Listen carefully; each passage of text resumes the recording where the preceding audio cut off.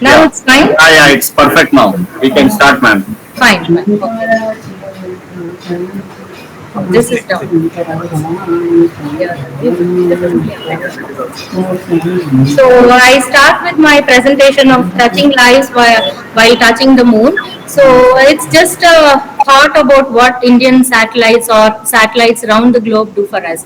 We just have to imagine that one day there is something that happens and all the satellite signals are lost.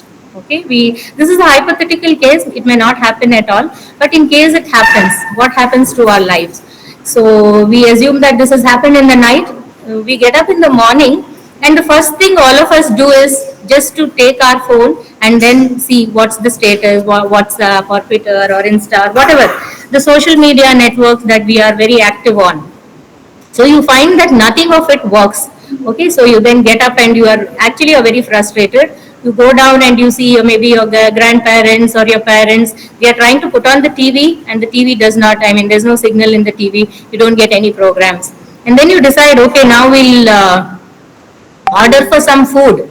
So what is it you do? Swiggy, Zomato, all those apps, food delivery apps. You try to order them, and they also don't get. I mean, they don't work. I mean, the delivery part is the next. So then you decide, okay, let me go out and buy some food. So you want to book a Ola, Uber, or any of these apps for a ride. They also don't work. Then you go walking, or you take your vehicle, and then you go to a shop or a restaurant to buy something. Your digital money, GPay or any other forms of payment that you do will not work. When you decide to go to the bank or the ATM to draw the money, both from the ATM nor the bank will be able to give you money. Okay, so what is it? I mean, so you can know that the whole day that whatever you have planned or what you want to do will not happen. And then it is a very frustrating thing. You come home and there's only one thing that I feel is a little soothing about all this is you come home and you just put on your radio.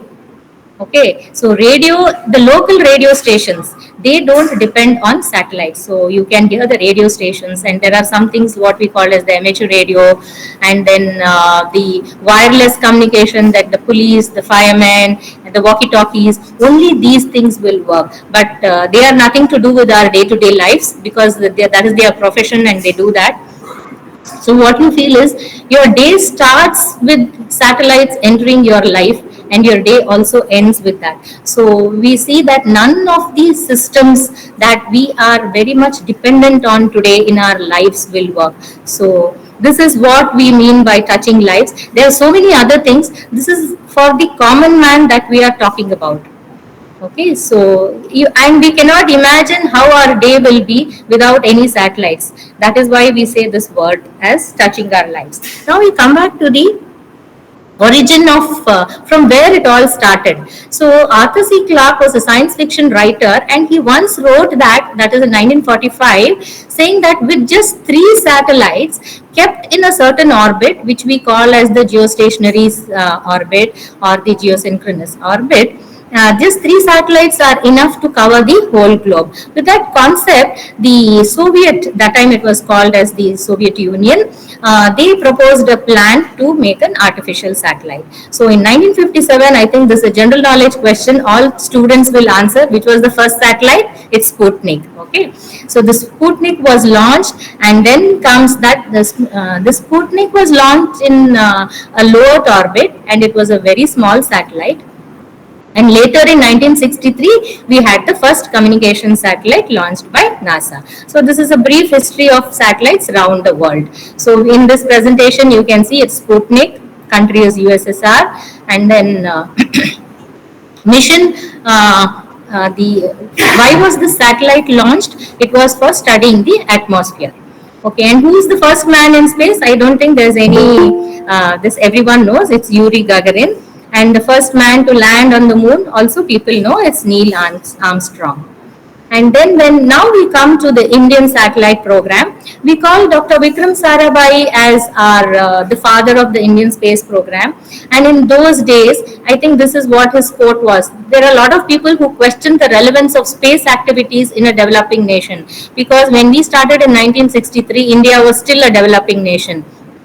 And what he said was, if we are to play a meaningful role nationally and in the Committee of Nations, we must be second to none in the application of advanced technologies to the real problems of man and society. So advanced technology, space technology, and all that the space technology can bring about a change in our lives. We are seeing it now. And in 1973, the International Astronomical Union named a lunar crater, Bessel A, in the Sea of Serenity as the Sarabai crater. This is to honor our founding father of the space technology.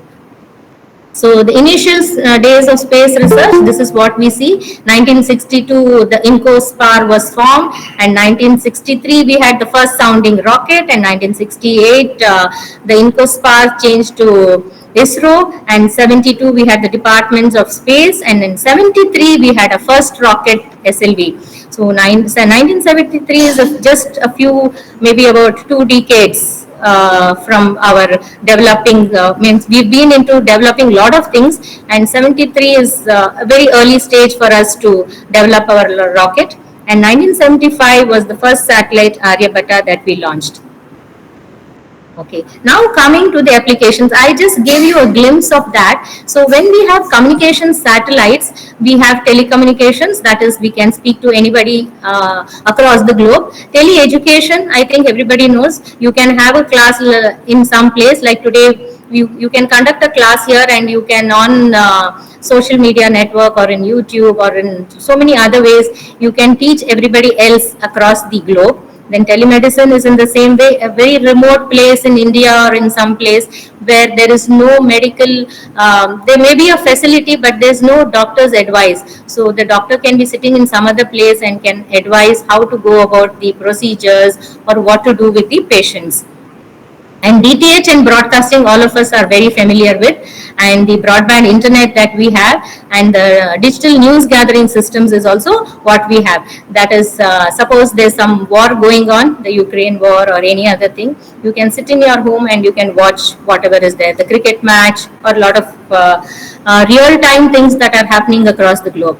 And earth observation, this is also very important for all of us. It helps us in the agriculture, forest mapping, water resources, and we also have something to do with the study of outer space, because we have a lot of work on the astronomy part of it, and we have launched a lot of satellites to study the outer space.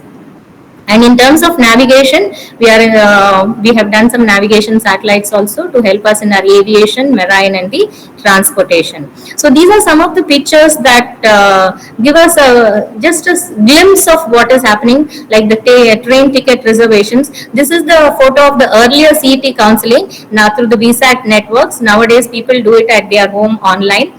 And the picture here, one of thing is very maybe about 30-40 years ago, how people would sit and watch the community TVs. And then now we come to the space application in diversified areas. This is how we do for the remote sensing. So area and production estimation for major crops. And then in fisheries, we will be able to tell the fishermen in which area to go for shipping, for boating, trying to catch their fish so that the yield is more. And then irrigation infrastructure, there's drinking water supply, and there's watershed development, and there's natural resource census. And there are a few more.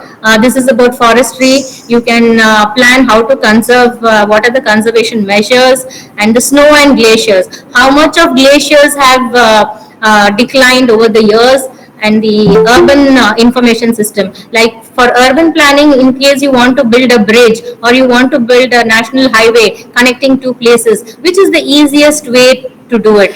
And then planning at panchayat levels, weather, climate. And today we actually had a session from morning 10 to now, just before this started. We had a session here in this college with all students participating how to track satellites and download the weather images. So they have downloaded the weather image from Geo and Leo orbit, and this is what students can also do and learn. So we have done a lot of things. So what next? So now we look to develop satellites that can go beyond Earth, and we want to do the planetary exploration. So why do we need to do planetary exploration? It will answer some fundamental questions and we'll have a better understanding of the origin and the evolution of the solar system. Okay, and so this is something that all of us, even though we are, we are not from the space community, everybody who's interested in science will be interested in the planetary exploration. Okay, so ISRO has done a lot of space science and exploration, like we have the Chandrayaan series, then we have AstroSat, and then we have the Mangalyaan mission, that is what we call as Mars Orbiter mission, and then we have Aditya L1. These are many of the planetary missions or the astronomical missions that we have. So now today's talk is on Chandrayaan, so we'll concentrate more on this particular series of satellites. So before going to the satellite as such, we have to know what a little more things about the moon. So it's the closest celestial neighbor, and we call it as Chandra and Soma in Indian, in our language or in our mythology, and the Luna in Roman, Selene in Greek, and Chang'e in the Chinese civilization. Okay, so there are more than 100 missions that have been carried out to study the lunar data. But still, people are still studying. So you can imagine, even after so many missions, there is still a lot to study. So many critical and fundamental questions about the moon's origin, its formation, its interior structures are still open for study. So after the initial exploration, there was a little gap and nobody wanted to do lunar exploration. But in recent times, there's been a rejuvenation, and so we find that lunar explorations have started again. Why? Because they want to use the moon as a platform for the future deep space mission. So you go to the moon, you set up a station there, and from the moon you go to some other planet, or you go to more into deep space and then find out the origin of the earth or the origin of the universe. A lot of experiments can be done. And some salient features of the moon. So all of us know that moon is the brightest object in the night sky. And how far is the moon? 3,84,400 kilometers. And what's the diameter? 3,476 kilometers. Any idea what's the diameter of our earth? Around 6,000 some change. So that is the radius of the earth, I'm sorry. The diameter will be double of that. And the moon has no atmosphere. The outgassing from the surface, therefore the outgassing from the surface is negligible. The gravitational force on the moon is only 1/6 of that of the earth. And so it is not capable of retaining any atmosphere. The absence of any atmosphere, what will happen if there's no atmosphere? That side of the moon receiving the sunlight always is very, very hot, 130 degrees centigrade. And the night side of the moon is always very cold, minus 180 degrees centigrade. It is very difficult to imagine this kind of a temperatures that you see on the moon. So if you have to go and live on the moon, you have to find a device how you can be able to withstand these kind of temperatures that are seen on the moon. The moon does not have a substantial core of molten iron like the earth, and hence has no intrinsic magnetic field, but it has a weak scattered localized magnetic anomalies. Okay, when did this all start? Okay, when the planning was going on, lot of people were questioning whether the lunar exploration program is necessary for India. So the then chairman of ISRO, Dr. Kasturi Rangan, that was his statement. It is not whether we can afford it, it is whether we can afford to ignore it. I think that's the right statement said in those days, because we can't afford to ignore something that we are capable of doing. The idea of an Indian scientific mission to the moon was first raised in 1999, and later the Indian Space Organization set up the National Lunar Mission Task Force, and in April 2003, there were so many scientists, about 100 scientists from various fields of planetary science, space science, earth science, astronomy, astrophysics, engineering, and communication science. All of them were part of this task force, and they are the ones who actually started what is currently known as the Chandrayaan missions. And on August 15, 2003, the then Prime Minister Atal Bihari Vajpayee announced the project as Chandrayaan 1. Initially, when they had decided to name, they were all calling it as Somayan. And when all the planning was this, I read somewhere. When the Prime Minister announced at that time, he called it as Chandrayaan 1. So somebody went back and asked him, we have not named like that. Then he said that name Chandrayaan sounds better, and why he preferred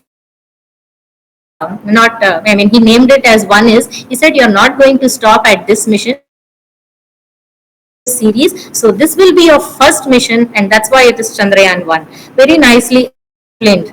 So the objective of Chandrayaan 1 mission was we have to design a satellite, launch it, and make an orbit around the moon. Okay, and then after doing that, what we need to do? We have to make a 3-dimensional atlas of both the near and the far sides of the moon. And then we have to conduct some chemical and mineralogical mapping of the entire lunar surface, and to find out what are the minerals, what are the properties of all these magnesium, aluminium, silicon, and all these things. And then to test apart from learning what is there on the moon, we also wanted to do a impact test. Impact test is throw or drop something from the moon's orbit from the satellite and see how it will fall on the moon surface, and we called it as the moon impact probe. This was done because in the next mission, what we want to do, we wanted to land on the moon. So before that, we should know what is the impact of landing. So the space technology, we have 3 things now. We have the space segment where we make the satellite. We have a transport segment where we have the rocket that is needed to take the satellite into its orbit.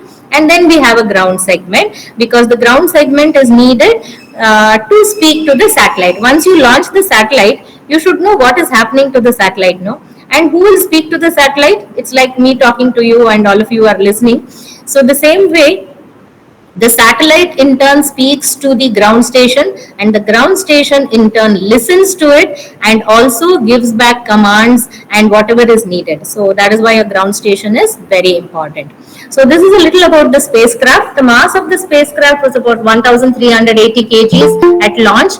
And because after finishing all the fuel in the lunar orbit, it was some 675 kgs. And after dropping the MIP, it was some 523 kgs. And dimension, it's almost like a cuboid with 1.5 meters in dimensions.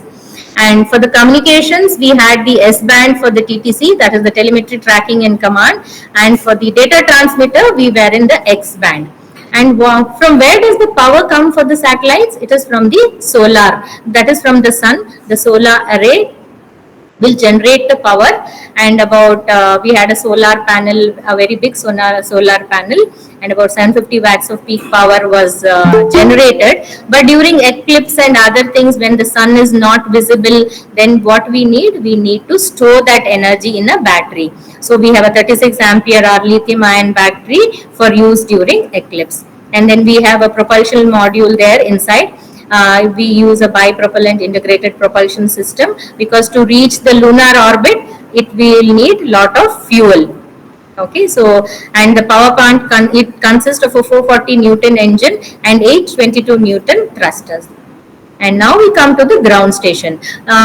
Generally, our satellites, we have 2 kinds of ground stations. One is tracking in Bengaluru, where we do the S-band and the X-band, we have a tracking system, whereas in MCF Hassan, we have the C-band and the KU band.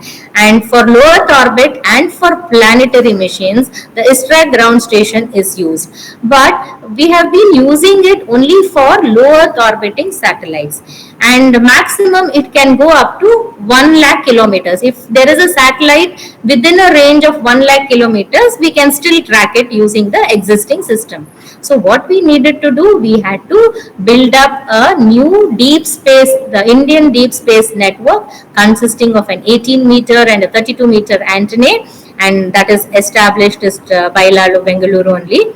And this IDSN station is responsible for receiving the spacecraft health data as well as the payload data in real time. And then after this data comes, the TTC data, that means the health data, will go to the mission operations complex where they will study what is happening. And then the payload data will go to the Indian Space Science Data Center, because there's so much of information. That information has to go back to all the scientists who have developed the payload. And this is the way they're all connected: the satellite, the IDSN, the MOX, the NCC. NCC is the Network Control Center, the ISSDC, and the POC. And the launch vehicle, we use the ISRO's 44.4 meter tall 4-stage PSLV C11 launch vehicle. And it's an upgraded version of the normal PSLV, and it is called as PSLV XL. Which has extended strap-ons and with more propellant loading than the normal one. And it has put the satellite into an elliptic orbit where it is 255 kilometers by 22,900 kilometers. Now, before I go to this payloads, okay, let me tell you what a payload is. Suppose I want to do a communication by using a satellite. So, if I want to do a communication, what do I need to have? I should have a transmitter and a receiver in the satellite, because from the ground, if I transmit something, the receiver in the satellite should receive, and then that information should go to somebody else, means to some other part of the globe. So from the satellite, we should have a transmitter. So the transmitter and receiver together, we call it as a transponder. So for that satellite, the transponder is the payload. Suppose I go to a remote sensing satellite, and if I put a camera there to map the earth or to take pictures of the earth, so the camera is the payload. So in Chandrayaan 1, we had so many payloads. So most of the payloads are in all these frequency bands. So when I tell you IR, when I tell you X-ray, when I tell gamma rays, if you have some kind of a back and forth, your mind will keep going, trying to find out what is. So I thought I will put up the electromagnetic spectrum first, just for you to recall. I am assuming most of you are students, so you would have studied about electromagnetic spectrum. So it's a range of all frequencies of the electromagnetic radiation. So in the lower end, you find the radio waves, then you have the microwaves, then you have the IR, that's the infrared. And then in IR also, there is some near IR, far IR. Then you have the visible range, where which we call as light, where we can see. Then you have the ultraviolet or the UV rays. Then you have the X-rays. You know, generally when you go for a diagnostic, they will give, they want to use an X-ray and find out. That's why they've put that X-ray photo there. And then you have the gamma rays. This is just to tell you how it is. So as the frequency increases, now you can see the frequency is in the increasing mode, the wavelength decreases. That is what we are seeing. The wavelength becomes smaller and smaller as the frequency increases. And below you can see what are the different names of the payloads that have been used in this electromagnetic spectrum. I will go to it further. It's just for you to have a idea, because when I say all these names, I want you to know that we have got all this from the electromagnetic spectrum. And one more thing I would also like to explain is, suppose there are, in this room that I am sitting, or wherever you are sitting there, okay, there are a lot of radiations, and okay, let us talk about radio waves. Do you agree with me that we are surrounded by so many radio waves? The FM station is there, our DTH is there, the mobile police frequencies are there, but until you use a specific equipment like the antennas or the radios, can you receive them? You can't receive any of them. And actually, you don't even know that it is around you. So if you use a specific equipment, then you can catch all of them, or you can receive all of that you want to see. So that is why when you go somewhere on the moon or something or any other planet, if you want to detect something, you should use an equipment that is suitable. Even for human beings, I think we all radiate some kind of an energy. So if there is an equipment to see what is the kind of energy that we are radiating, then if there is some intelligent being above the earth, that radiation they can capture, and then they can find out, okay, this place has lot of human beings, and they can also say where is the maximum concentration. It may be in Mumbai or New York. I think that would, there may be many places. To my mind, this is what comes through. So this is just to give you a background of how people try to build the payloads. Okay, once they want to go to the moon, what is it that you want to test on the moon? So I've just explained to you what an electromagnetic spectrum is, and these are some things. I'll just skip them. And there is something called spectroscopy. It's a branch of science which has the spectra of the electromagnetic radiation as a function of its wavelength or the frequency, and this is what you are going to measure. So the importance of spectroscopy, that means it is some equipment. Okay, it is centered around the fact that every element in the periodic table has a unique light spectrum, and it is described by frequencies of light it emits or it absorbs. Okay, so that is why we find spectrometers are very commonly used, and this is the key to understanding the atomic properties of all matter.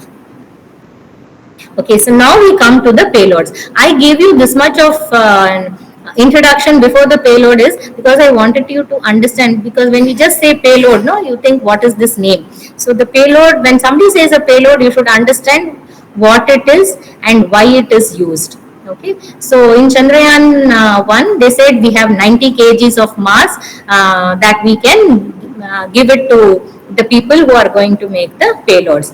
So the payload consists of 5 Indian instruments and 6 instruments from other countries. So the first instrument, or the one that has created a lot of interest, was the terrain mapping camera. Because whenever somebody takes pictures, that's the first thing all of us are impressed. Even now, if somebody explains to you something about what they saw, you'll not be very impressed. But if you see the photograph that they have taken of that place, you are very impressed. So this is what the Chandrayaan 1 TMC also did. With a 5-meter resolution, this camera was built, and it works in the visible region of the electromagnetic spectrum, and it captures black and white stereo images. The other thing is called as the HIC, or the hyperspectral imager. It's also a camera, but it is in the 400 to 900 nanometer band with a spectral resolution of 15 nanometers. Okay, and the other one is called as the lunar laser ranging instrument. Okay, with this, what we do is we determine the height of the surface topography by sending pulses of infrared laser light. So you send a laser beam to the lunar surface, and then you receive the laser image back, and then that will give you what information that you are looking for. So it operates continuously and also can collect 10 measurements per second. So you can imagine the number of days that it has operated, maybe about 8 months or so, and how much of data has been collected. 10 measurements per second is quite a lot of data, both on the day and the night side of the moon. By the way, I think you know moon's day is how many days of Earth days? About 14 to 15. The same thing is for the night day also. And HEX is a high energy X-ray spectrometer. It would measure uranium, thorium, lead, radon, and other radioactive elements. Okay. Now we come to the fifth equipment that we have put on the moon, and we call it as the Moon Impact Probe. This primary objective was to demonstrate the technology which is required to land a satellite on the satellite or a lander on the moon. And what it essentially consisted, you can't just put one instrument. It should have a structure So it consists of a honeycomb structure, and inside the structure we are having all these equipments, because when the MIP is falling down, it should communicate to the parent satellite, means the satellite that is orbiting there, Chandrayaan 1. It should speak to it, it should tell it, it should give information. See, I am falling down here, this is my height, and what is the speed. All that information it should be giving back.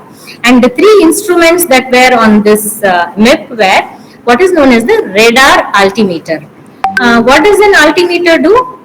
It will give you what is the altitude of the impact probe. As it keeps falling down, it will tell you what is the altitude. And it operated in the C band, 4.3 gigahertz frequency band. And then we had a video imaging system for acquiring images of the surface of the moon. As it descended or as it landed, it took pictures of the moon and sent it back to the spacecraft. And from the spacecraft, we have received those images by the ground station. And we also have a mass spectrometer. This is for measuring the constituents of lunar atmosphere during descent. That means you should also know what is there when you are descending. How is the atmosphere? So these three instruments were put and all the data is available. So apart from the 5 payloads that ISRO has made, we had asked for proposals from the scientific community of the other scientific instruments in scientific organizations across the globe. And these are some of the instruments from other countries. So we have C1XS, it is known as the X-ray fluorescence spectrometer. So what it will do, it will map the abundance of magnesium, aluminium, silicon. So this is what the instrument, the spectrometer will do. And SARA is the sub-keV atom reflecting analyzer. And so this is from the Swedish Institute of Space Physics, Sweden. And along with ISRO also, it would map the mineral composition. This is, everybody in the scientific community has their own way of developing a payload and how to study the moon. That is why we have got so many instruments. This is near IR spectrometer. IR is the infrared, okay, from the Max Planck Institute from Germany. And this SIR2 will address the surface related aspects, how the surface of the moon is. And radiation dose monitor, I think radiation, when I say, all of you know what it is going to detect and what information are we going to get. We will get the radiation dose around the moon and what are the hazards that will be there during the moon exploration. Because when people have to go on the moon, you can't simply land on the moon if there is so much of radiation there. You know how much harmful it is to our body. So we have to be very careful. So in order to be careful or conscious about what experiments we do there, we also need to know how is the radiation in the lunar. And this is known as the miniature synthetic aperture radar or the MINISAR. Okay, and this is the one that was going to detect the water ice in the permanently shadowed regions on the lunar poles. Just a background of why so many missions have gone, but still why this was needed. Okay, what the earlier sample showed that moon is extremely dry. Okay, but it also showed that water ice may exist. So it is, the word is may exist, where in the polar regions. And because why they are expecting it to be in the polar regions, because if it is any other region, the sun, the temperature there would have melted it. Okay, now we are talking about the ice here. So the poles of the moon contain areas that never receive light and are permanently dark. Okay, so that is why the poles are assumed that they will have the water ice. Okay, once they have this kind of, what happens is they can create what is known as cold traps. Cold traps are something that when some cometary debris or meteorites or anything that is having water with them, if it comes and bombards the moon, what will happen? Most of this water, first it will be lost into space, but if the water molecule somehow finds its way into this cold trap, where we said the sunlight never falls, then what? It will remain there forever because there's no way for it to evaporate. So the water content will be there. No physical process is known that can remove it. So over time, over so many millions of years, what will happen? Significant quantities of water could accumulate. So an onboard SAR, if you put a synthetic aperture radar there, you can observe all these shadowed areas and you can find out how much of water ice is there. The other thing is the M-Cube or the Moon Mineralogy Mapper. Okay. This also, the primary goal was to characterize and map the lunar surface and find out how much minerals are there in the lunar surface. So now we'll go to the launch. Chandrayaan 1, so you know what are so many payloads have been put, and this is what we are going to study. Okay, so Chandrayaan 1 was launched on 22nd October 2008 from the Satish Dhawan Space Center using our own rocket PSLV C11, and then it was sent to the moon. Going to the moon, so we know excuse me, that we can go to the moon in different ways. Okay, so the directly from Earth you can go to the moon, but the Indian Space Organization decided to go to the moon in a different way. I'll come to it a little later. So we will see how we went to the moon in a different way. What we did was, okay, in this picture, if you can visualize, I just have some water.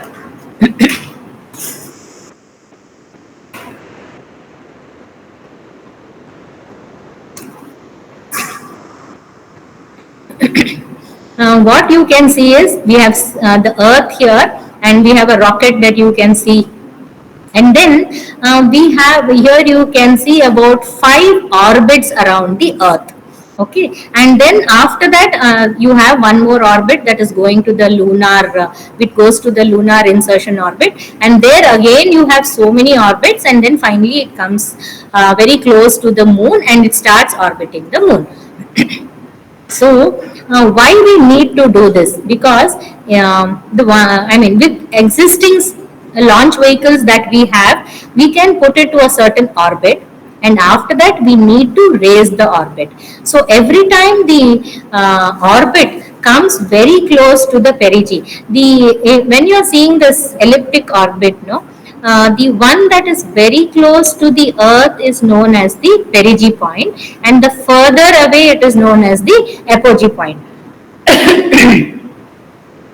So as the Chandrayaan 1 satellite, after it is launched, when it comes very close to the perigee, we will fire it so that the apogee distance increases. So next time it comes, again we fire, and then it increases a little higher. So like that we have been firing about 5 times, and then the last one it will get enough of thrust to get away from the Earth's orbit and go towards the lunar orbit. Similar way, when it enters the lunar orbit, the first one is the big round. Now this is an opposite process.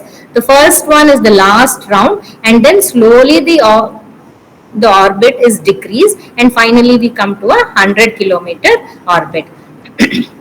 So I will not go much into this. It is only that when you do the first orbit raising, the firing is for 18 minutes, and the apogee is raised to 37,900 kilometers because you are raising the apogee. And how much time does the spacecraft take to go once round the Earth is about 11 hours. So sorry. Okay, now in the second burn, when we did, we moved the apogee to a little higher distance. So 715 kilometers, and then the orbital period also became little higher, 25.5 hours it took. Okay, the third burn, we were able to make the apogee to 1,64,000, and in the fourth burn, we were able to make the apogee 2,67,000. And in the final orbit burn, we were able to get an apogee of 3,80,000 kilometers. That was the purpose of having this many burns there. Okay, then we come to the lunar orbit insertion. Now we have traveled that much of distance and we have come to 3,84,000. But now we should fire the motor such that it gets into the lunar orbit. So now when we fire, for the Earth we call it as the apogee and the perigee, whereas for the Moon we call it as the aposelene and the periselene. So these are the names that are given for the elliptic orbit, when it is very close to the Moon or the furthest point from the Moon. So first time we have first orbit reduction we have done, and we have brought the periselene to 200 kilometers, and then we have done a second orbit burn and brought the aposelene to 255 kilometers, and the third orbit burn we have brought it to 101 kilometers away from the Moon. And in the final orbit, we have brought both the aposelene and the periselene to 100 kilometers orbit. And then in this particular orbit, about 100 kilometers away from the Moon, it will take 2 hours to go around the Moon, once to go around the Moon. Okay. Any idea how much time the ISS takes to go around the Earth once? I think a lot of it was happening recently with our astronaut going. He said he saw 16 days and nights, means 16 sunrise and sunset in a day. So if he was 400 kilometers away, so it would take him 90 minutes to go around the Earth, because the Earth is much bigger than the Moon. So with the 100 kilometer orbit, he is taking about 2 hours to go around the Moon. This is the Chandrayaan 1. Come on, you know it's 180. What do you do with all these? Is someone speaking? Yeah, it's all there. And then write 180. Why you do not get that quickly? Okay, I'll go ahead with my presentation. And 2 of the 11 payloads that we were talking, the TMC and the Radome, were switched on immediately, and then they acquired images of both the Earth and the Moon. Okay, now next is our mission is, before turning on any other payload, what we wanted to do is we wanted to put the MIP onto the Moon, surface of the Moon. So the MIP separated from Chandrayaan at about 100 kilometers from the lunar surface, and it is called as nose dive only, because there's not much of control on the way it is going to land on the Moon surface, and it's like a free fall for that. About 30 minutes it was a free fall. And as it fell, you can see it started giving back information to the mother satellite, and this information was beamed back to the Earth. So the altimeter began to record the measurements, and then a lot of information was got because of the MIP. And then you can see the mission profile, how the MIP landed on the Moon. And then now we'll come to the findings of the payload. So many payloads were there. No? Out of the 11, MIP is already done. The 10 payloads, after so much of data was collected, what information we got from these payloads? So a quick look at that. First is on the image acquisition. The craft completed about 3,000 orbits. Okay, and how much of pictures they have got? 70,000 images of the lunar surface. I think 70,000 images is quite a big number. So it has been estimated that if more than 40,000 images have been transmitted by Chandrayaan 1's camera in 75 days, it worked out to nearly 535 images being sent daily. So this is some kind of statistics that people have worked out. Okay, and the resolution is very good, up to 5 meters resolution. And one more thing is, the camera also got some images of peaks and craters. Craters is all that we know about. The moons have lot of craters. But the peaks came as a surprise, because a lot of people were not knowing that there were peaks and craters. And it also did the mapping of Apollo landing sites. So from the pictures we could find out where Apollo 15 and Apollo 17 had landed on the moon. Now we come to mapping of minerals. The mineral content on the lunar surface was mapped with M-Cube and with other equipments also. What was the main indication that in the Oriental Basin region, there was an abundance of iron-bearing minerals such as pyroxene. And also it was announced in 2018 that M3 infrared data had been reanalyzed, because once they have done, but people have gone back to the data and reanalyzed, and then they also confirmed the existence of water across wide expanses of the moon's polar region. Even in 2008 and 9 people have found out, but in 2018 again the data has been reanalyzed and it has been confirmed. So Chandrayaan 1's instrument M-Cube has confirmed also, this is called the magma ocean hypothesis, which means that the moon was once completely molten. So this information also we got from our instrument. Okay, what did the mini-SAR do? Okay, it took images of the permanently shadowed regions. Generally, when you have a remote sensing instrument, you need light to be emitted there. Means light should be falling on the body that you are imaging. But with the synthetic aperture radar, even if there's a cloud, even if it is a night time, you can still take images and you can photograph. So the permanently shadowed regions of the poles of the moons was done, and it has discovered that more than 40 permanently darkened craters near the moon's north pole, which were hypothesized to contain an essential 600 million metric tons of water ice. I think this is a huge number, 600 million metric tons. We have to find out how many zeros we have to add to it. The ice must be relatively pure because there's nothing, and it's very thick because there's nothing there to contaminate the ice. The results are consistent with also the recent finding of other NASA instruments on board Chandrayaan 1. So this is something that was a very nice thing, I can say, that every instrument that was put there has been able to detect water on the moon or water ice. And something else that we also discovered was called as the lunar caves. There is something called as commonly we can call it as a cave, but actually it is not a cave in the sense that we understand or we have seen. We think a cave means there's an opening and you can go inside. It's similar to that, but not exactly similar. And it is formed by ancient lunar lava flow. When the lava has flown, a tunnel has been formed.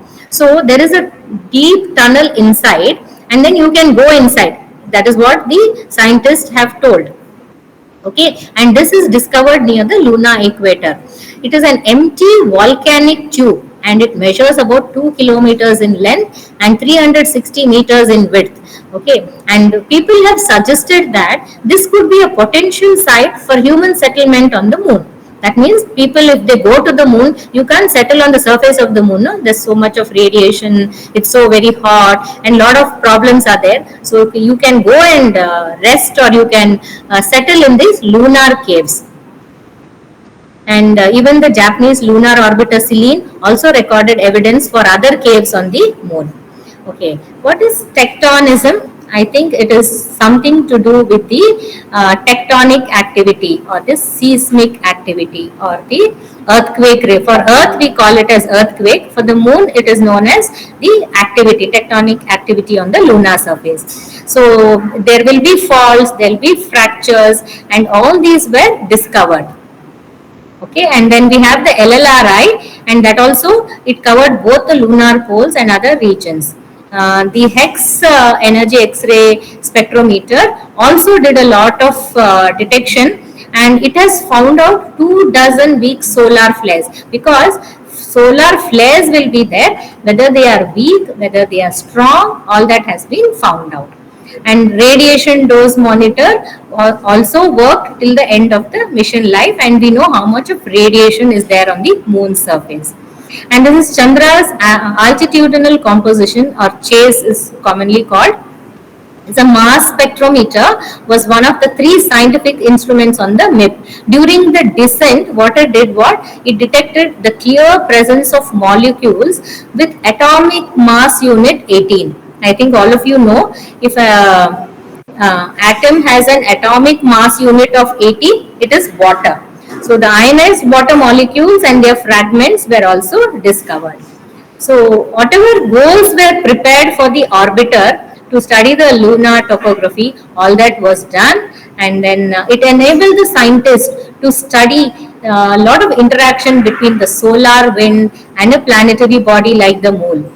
Okay, after doing all these experiments, the orbit from 100 kilometers were raised up to 200 kilometers. That means the next orbit was 200 by 200. It's a 200 kilometer orbit, and then even there a lot of experiments have been done. So anyway, when you do something great like this, you also get some awards. So these were the awards that was got for the Chandrayaan 1, the American Institute of Aeronautics and Astronautics, the International Lunar Exploration Working Group, the US-based National Space Society. So I think no one is happy with one mission. So you also want to do a follow-on mission. So we now know how to go to the moon. We know how to orbit the moon. We also know how to communicate to the satellite which is in the lunar orbit. This much we have done, and we've also used our payloads, and we have studied some of the features of the moon. Now what is our next thing? We have to land on the moon. So now we configure a spacecraft for this mission.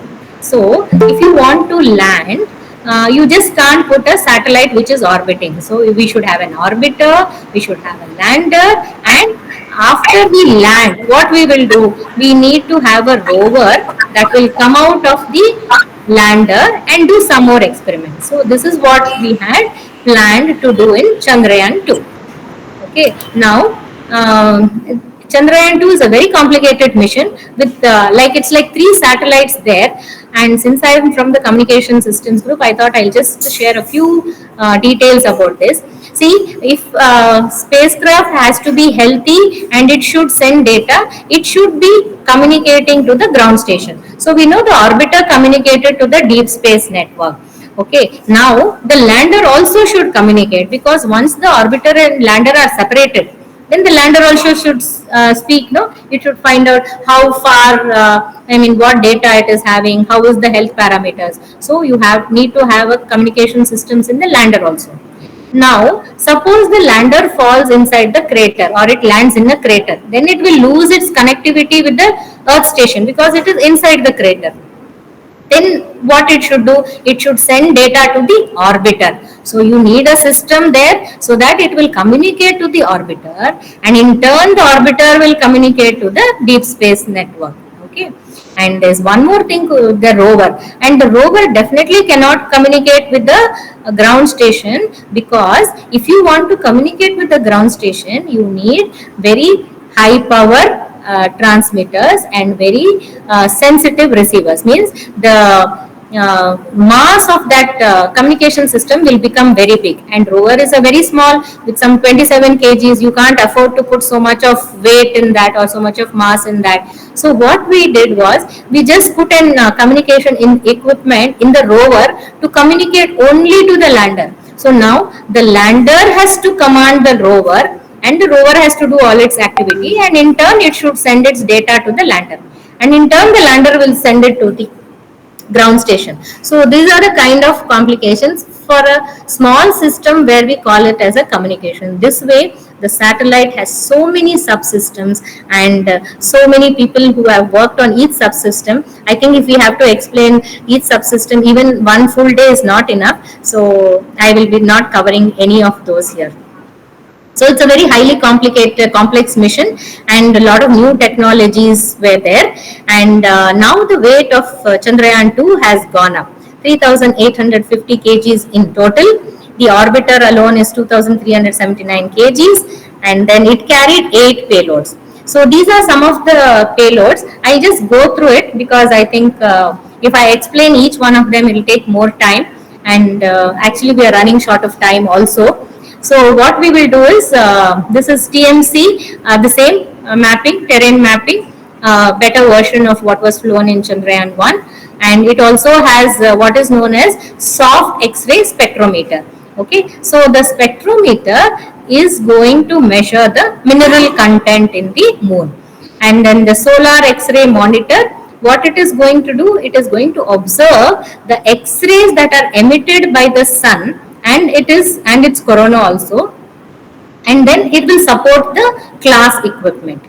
And we also have a OHRC, that means it's a very high resolution camera, and it will take images of the landing site. Now because we want to land on the moon, we have to take lot of images of the moon and find out which is the right place that we want to land. Okay, and we cannot land on craters or boulders, so it will have to do a lot of research and find out the proper place. And we also have what is known as the imaging infrared spectrometer.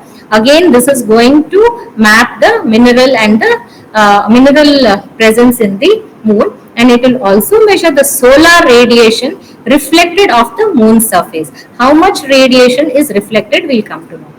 And this is also known as the dual frequency synthetic aperture radar. This by using two different frequencies, we will get to know about the lunar mapping of the polar regions. Okay, and also the estimation of water ice. And this is CHASE 2. It will continue like the CHASE experiment only, and it is going to give us the information of the neutral exosphere and its variability. Now those were the payloads on the orbiter. And now we come to the Vikram, the lander, and it is named after our founding father of the space industry, Dr. Vikram Sarabhai, and it weighed about 1475 kgs, and it also carried the rover inside, about 27 kgs. And inside we have some thrusters and attitude control, because it has to, you can imagine yourself, suppose you are the one sitting there and you want to land. What is it that you will need? You need some, if you are the engine driver, so you will have to think, how much speed I should go, where I should control. So all these are actually automated and there inside the lander. So all these thrusters are needed to safely land on the lunar surface, and it can actually land up to a slope of 12 degrees. Okay. And then these are the equipments that were there on the lander. Right now I will not cover this. We'll cover it in Chandrayaan 3, because in Chandrayaan 2 I think we couldn't land safely. So talking about these instruments is of not much use here. And then also in the rover, I think it's just about the mass, 27 kgs, and then how big it was, 750 mm by 397, about 400 mm in size. And then it had to do some, it also had some payloads in it. It had to do some experiments. So it has, in Chandrayaan 2, we couldn't do this. So it's an overview of the mission, similar to how we did in Chandrayaan 1. After launch, from the Earth-centric phase, we moved to the lunar, and then we lunar-centric, and then we went to the moon-centric phase. So now we are in the 100 kilometer by 100 kilometer orbit. So now what we have to do? We have to separate the orbiter and the lander, because the orbiter will be moving and the lander will land on the moon surface. Okay. So once this one was separated, what happens? All the subsystems in the lander, that is it remained in orbit for about 4 days, and all the systems in the Vikram lander kept on sending their information. This is to verify that the health parameters of the lander is fine. And the camera there, OHRC, what it did, it kept on sending images for the people to decide which is the best landing area. The data was downloaded, analyzed, and then the decision support system in the lander has been very important for this, and hazards were identified, and after that it was uplinked to the Vikram lander before landing. So now the lander knows where it should land. Okay, now what we all have seen is, during the descent and landing, the onboard computers had complete control over the lander.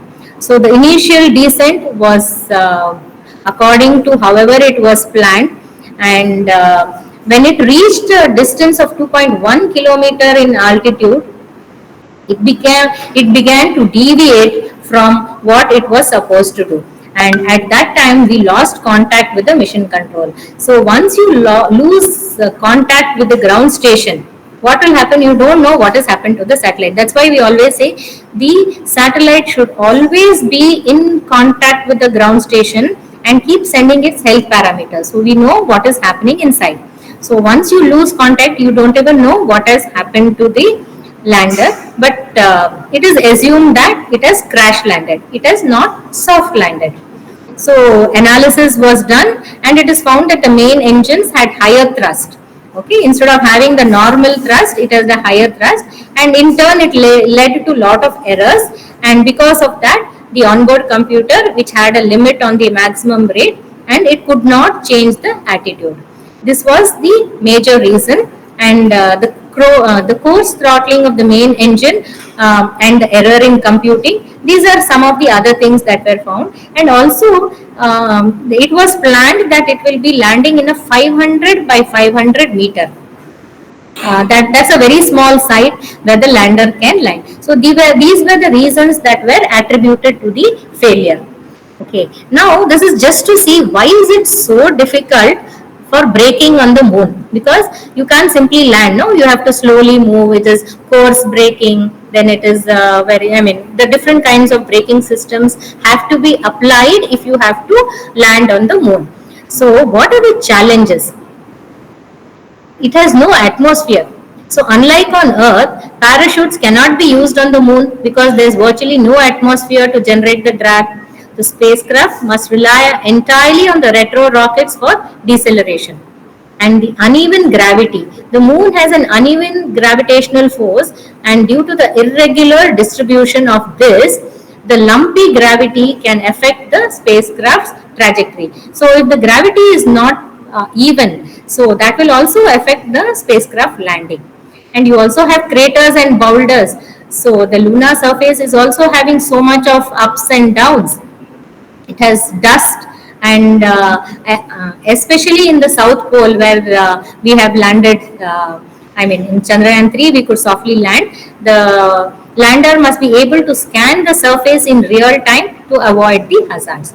And moon dust is another thing. Suppose when you are firing and you are very close to the moon surface, the dust will be there. I think all of us know how the dust will come up, and it's like we are blindfolded. So the same thing can happen to the equipments also, and there will be a lot of cloud, and this cloud of abrasive of the moon dust, it can disrupt the sensors and other mechanisms.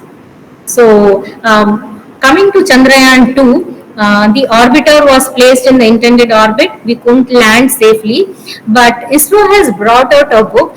Whoever is very much interested in knowing what are the findings of the payloads, that is whatever we have seen earlier in Chandrayaan 2, there were so many payloads, and all the payloads are in this handbook. I think it is in our ISRO website. People who are interested can go and read this book, and then I think you will get more knowledge about what are the findings of Chandrayaan 2. And now we come to Chandrayaan 3. I think now we know how to go to the moon, we know how to orbit, and now we also know how to land. But to land softly is the only criteria we have. So what was decided is the orbiter will not have many payloads, because its job was to carry the lander and the rover. So the orbiter had only one payload. And the lander had 4 payloads, and the rover also had 3 payloads. Okay, so what after learning from the whatever, we don't say it as a failure, it is a setback that had happened. So what is it that we have learned from the setback, and what changes we have made? So instead of 5 engines, they made it to 4 engines, and thrust, it had a slew rate changing capacities, and then the attitude control rate was also increased from 10 degrees per second to 25 degrees. We added an extra instrument called the laser Doppler velocimeter, and then which could measure the attitude in all three directions, and the impact legs, because the legs had to be made more larger and more stronger relative to Chandrayaan 2. So all these were taken into control. The OHRC, that the camera, we had enabled that to have an expanded landing site, because it was only 500 meters by 500 meters. So we expanded the landing site. So now it can land in a bigger area. So, and we have done lot of tests. The lander underwent a lot of tests, helicopter drop tests. So we have improved the structural rigidity. So when you drop the lander, how will it withstand? Will it break or will it land softly? All this has been done. Okay, and I think this is all covered now. Okay, so this is what from the Chandrayaan 2 heritage, we have built in the robustness into the lander, and we have done lot of ground tests and simulations to know that this time we will have a safe landing. Now, there was only one payload on the propulsion module, that is what I told, which is known as the spectropolarimetry of habitable planet Earth shape. What it was meant to do is, you will observe the Earth from the moon, okay, and then find out some parameters which will indicate that the Earth is something that is a habitable planet. And similar kind of a signature or an observation, if you see in any other planet or in any other universe, or any other galaxy, then you will know that okay, this place also has some, this place is also habitable planet. So that was only one payload that we had put there, and in the rover we have put this alpha particle X-ray spectrometer and laser induced breakdown. On the lander also we have this. I think when I come to the part of what we have seen, we will cover that. And Chandrayaan 3 was launched, I think everyone knows, 14 July 2023 on board GSLV Mark 3, because this is one of the, it's a heavier satellite than the Chandrayaan 1. And then on 16th August we have a composite attained, in the final lunar orbit was attained. And then August 23rd was the day for all of us to wait for. And this is the profile that we are seeing here. You are seeing a rough braking phase, and then slowly it is moving down. And after that you have one place where it is attitude hold phase, means it holds the attitude for some time, duration of 10 seconds, and then you have fine braking phase, and then slowly now it is going to land. But even when it is landing, it will be hovering to find out the proper place. Though it knows that this is a proper place, still it will be hovering a little to find out which is the best place to land. So I think when it was about 22 seconds, I think at that time it retargeted, and then finally I think all of us were there to see the the landing on the moon. And that's something, I don't know whether we can have this. I'll just see whether we can play this video.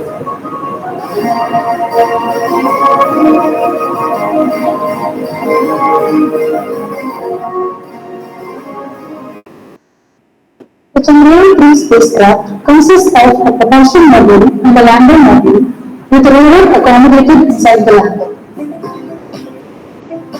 The main function of propulsion module is to carry the lander module from launch vehicle injection to lander separation.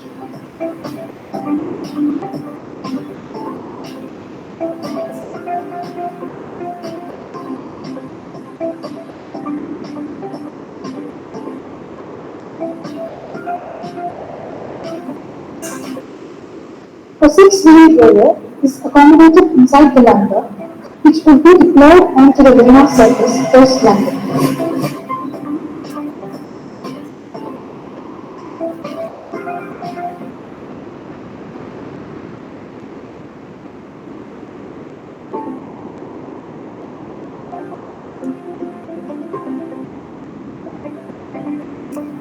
Rover solar panel deployment and illumination test, rover standalone EMI MC test, vibration test, thermovacuum tests,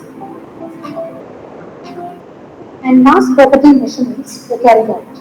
All tests associated to rover were successfully completed and the rover was made ready for further integration onto lander. A test module called the ICT module was realized, integrated onto the helicopter, carried to Chitrakuta, where the ICT tests were conducted in a campaign mode. A comprehensive module was realized for conducting the test by accommodating all essential systems. A total of 20 tests were successfully conducted, which include 6 dry-runs, 8 static tests, and 6 dynamic closed-loop tests. The lander-led drop tests were carried out to evaluate the energy absorption capability, strength, and stability aspects of lander legs during touchdown.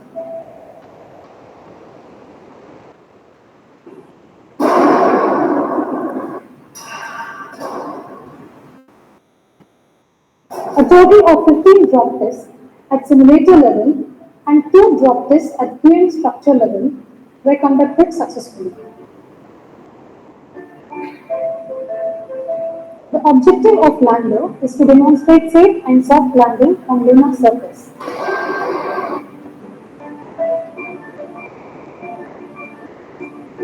Detailed assembly mode IST was carried out, followed by mass property measurement, thermovacuum test, solar panel assembly, and illumination test, EMA-EMC test at CAPEC ISAT. This was followed by pre-dynamic deployment of secondary roller RAM, primary RAM, and rover rollout from lander, and payload deployments such as INSA and Ramba, chased, and the lander was made ready for further activities.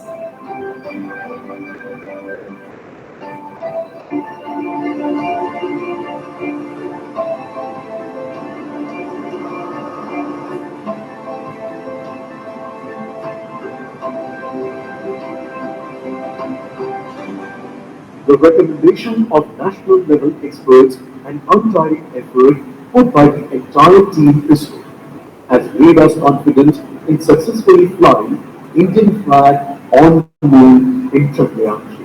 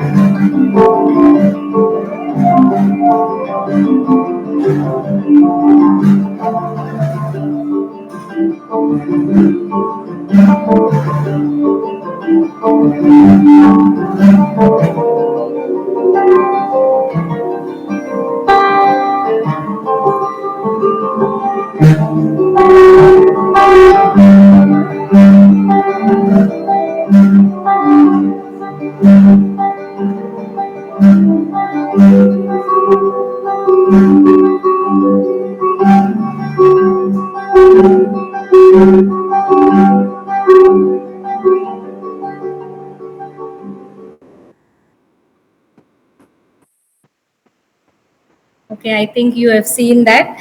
This is all the, in terms of timeline, I think we'll not go into that. Um, Okay. After doing all that, what was decided was the orbiter had some extra fuel in it. So after doing all the experiments that were supposed to do, it was decided to use the available fuel to derive additional information for further or the future Luna missions, to demonstrate the mission operations for sample return. Because if you want to collect sample and come back, see, the orbiter has to come back, no? So for that we had extra fuel, and because of that, experiment was also done.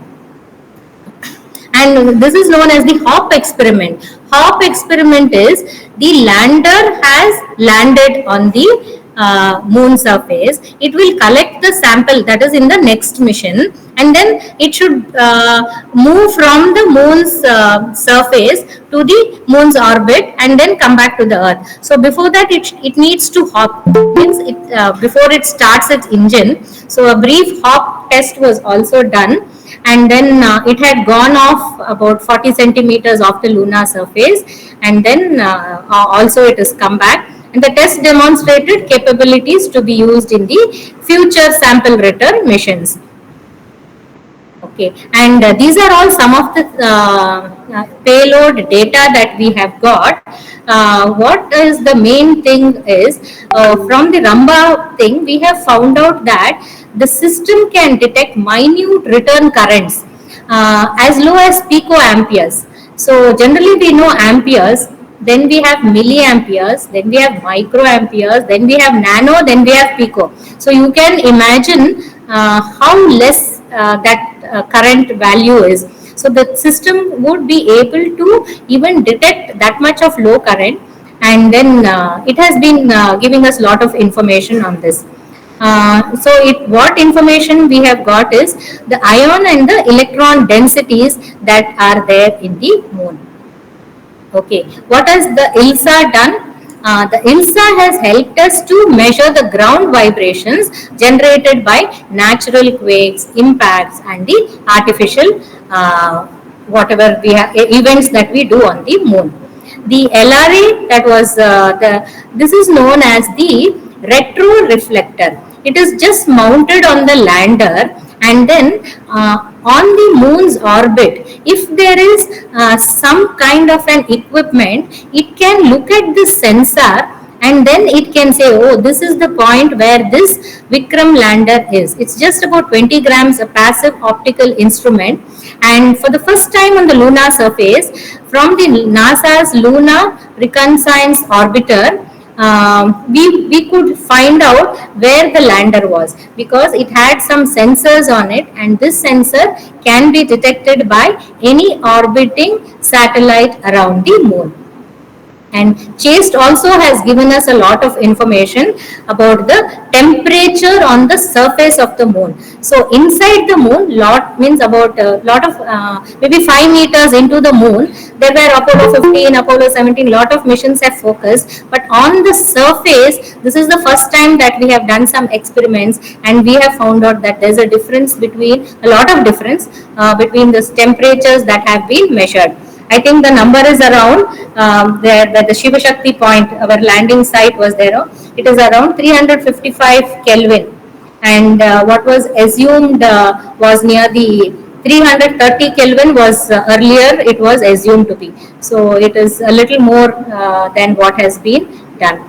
Okay, so in the payloads of the rover, they have also detected a lot of information that has been on the, with whatever payloads were there on the moon. I think some of the photographs we've already seen there in the video that was there. So this is our Chandrayaan main mission, safe and soft landing, rover movement on the lunar surface, and conduct scientific experiments, and HOP experiment, and lunar earth orbit transfer.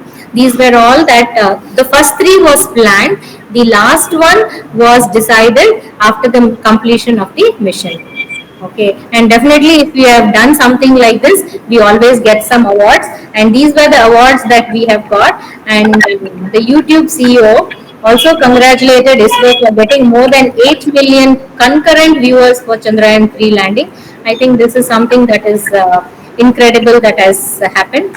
and definitely nobody will stop at this stage. So we need to have future missions and learn more about the moon and the far side of the moon, and so that people can go there and then establish observatory. A lot of science data we will be able to get. So our future lunar missions will be Chandrayaan 4, and that's a sample return, and we have Chandrayaan 5 known as LUPEX, and this is the lunar polar exploration mission, and in collaboration with Japan. And then I think the final thing will be having Indian landing on the moon by 2040. This is what ISRO is working towards. And we also have the NASA's Artemis program. Artemis 2 will be a crewed mission in April 2026, and Artemis 3 will aim to land humans on the moon again.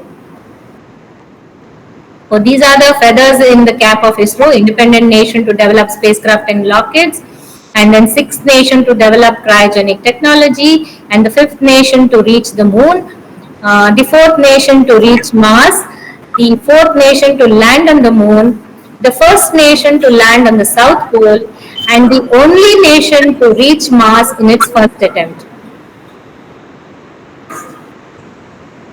And thank you all for your patient listening. I think I've finished my speech, and I also am very sorry because we could start very late because of some network issues here. Thank you all very much, all the viewers and all the people present here in this place where I'm presenting.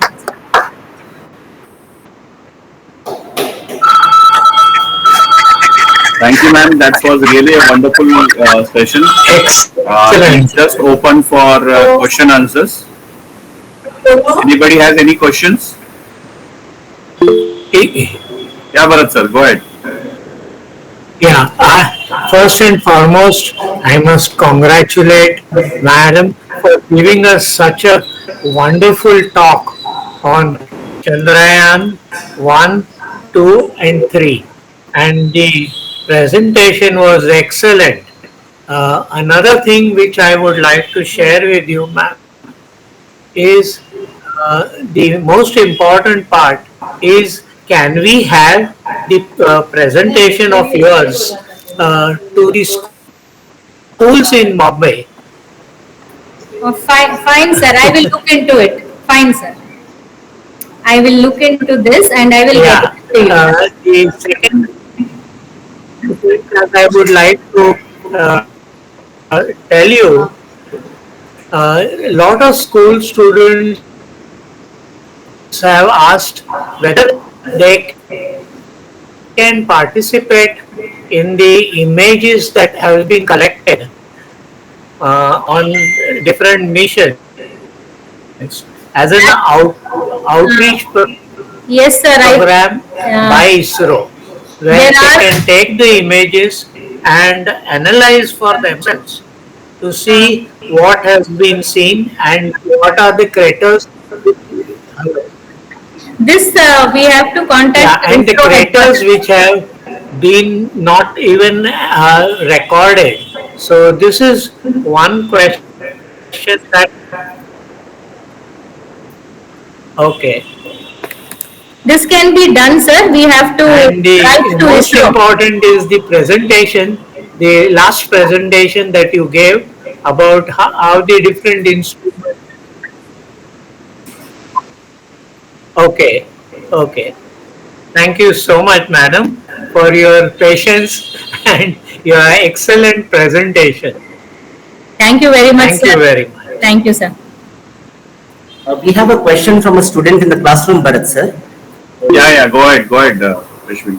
That Neil Armstrong's controversy. Can you be a little bit louder? Neil Armstrong's controversy is true or not? He wants to know whether the controversy that is there between, I mean, people say, no, Neil Armstrong, whether he has actually landed or whether it is, we all believe that he has landed, but there may be a controversy, but we are not going to contradict that statement right now. Of course, ma'am, we definitely, scientific community believes that Neil Armstrong has actually landed.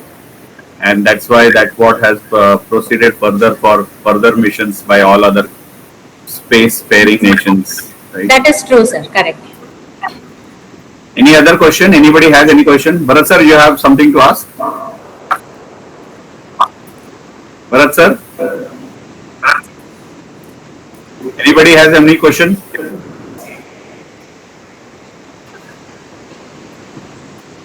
I have a question, ma'am.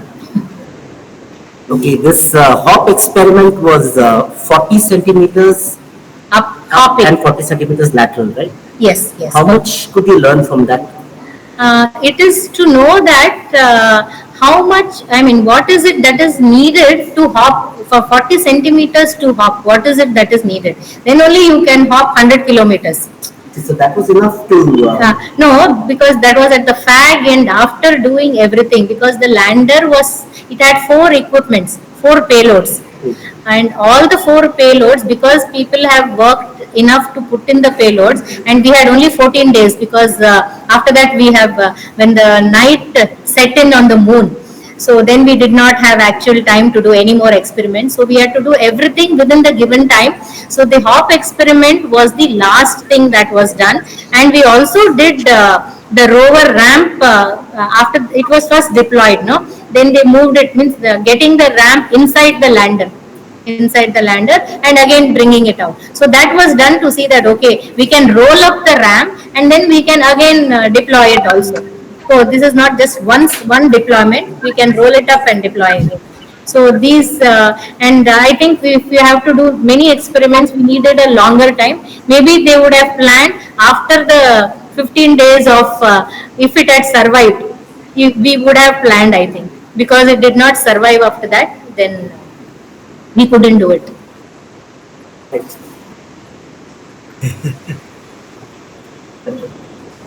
So, ma'am, we have one question from one of our young student, where he is actually asking, we did Chandrayaan 1, 2 and 3 and we, I mean the scientists and the community learned a lot of things. So what is the future prospect now of Chandrayaan? I mean, where do we head now? Like 4, 5, 6, something is planned. So, yeah, there is a series of Chandrayaan mission. 4 and 5 have already been planned.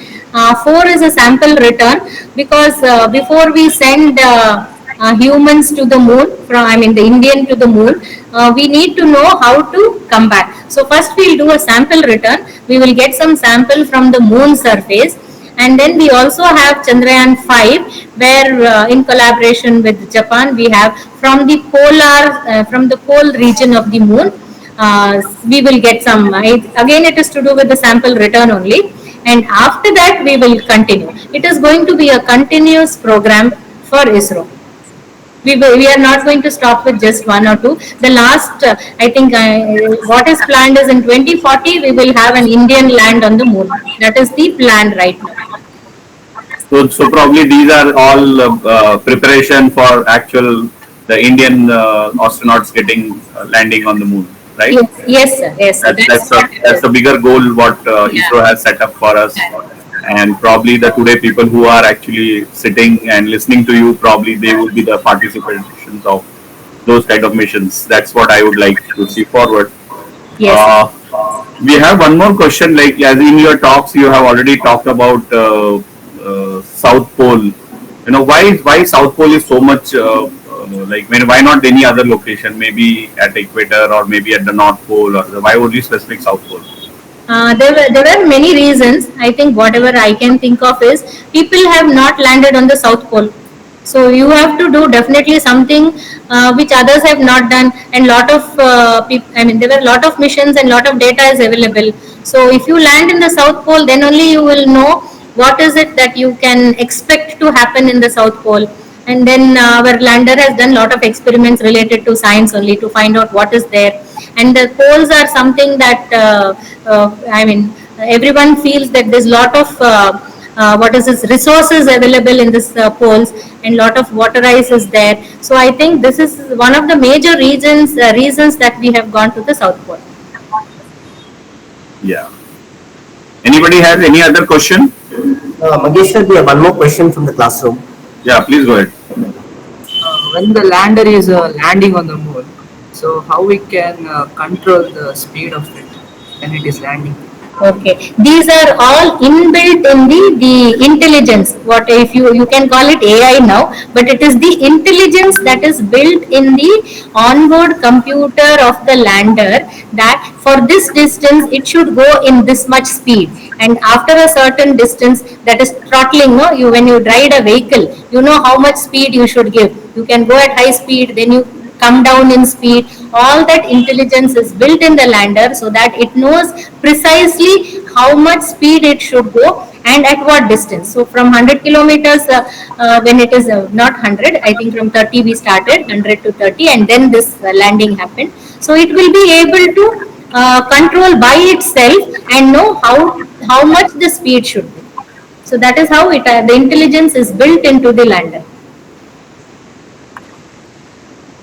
Okay, I think Srinivasan sir had raised the question. Let him go ahead, sir. Srinivasan sir? Yes, sorry. Hello, are you able to hear me?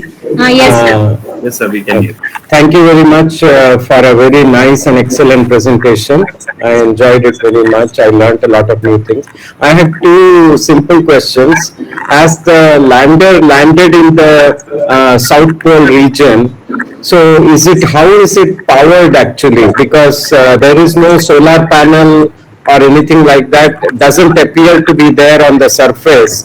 So is it powered by a battery, or is there a solar panel sitting over there? Because you mentioned that you had an experiment of the rover going down and coming back and then going down again. So how is all this powered?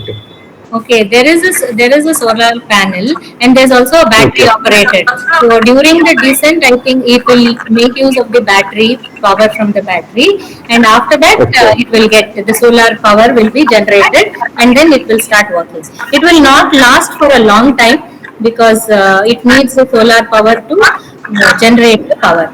And the ramp experiment, it is the rover has landed. The rover did not come into the lander again. Only the ramp was pulled up. I see. Okay. The rover did not come. The rover was wherever it was on. I see. Okay. Thank you for the clarification. Thank you. Thank you, sir. Thank you very much. Yes, sir, you have a question?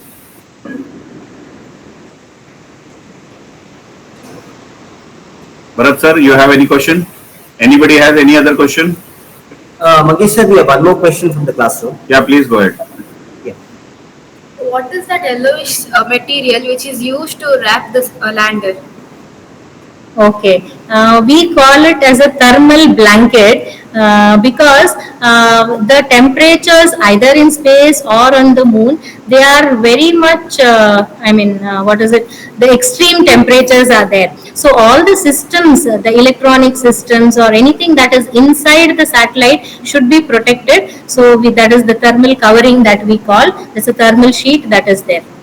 It is there for all spacecrafts because anywhere in space they have to be protected, well protected. Material. Ma'am, it looks like a gold coated. Is it something with respect to gold, made of gold or something? I am not very sure.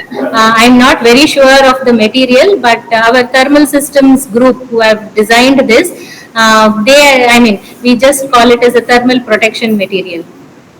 It is there, the information is there, but right now I am not aware of that, the name of that.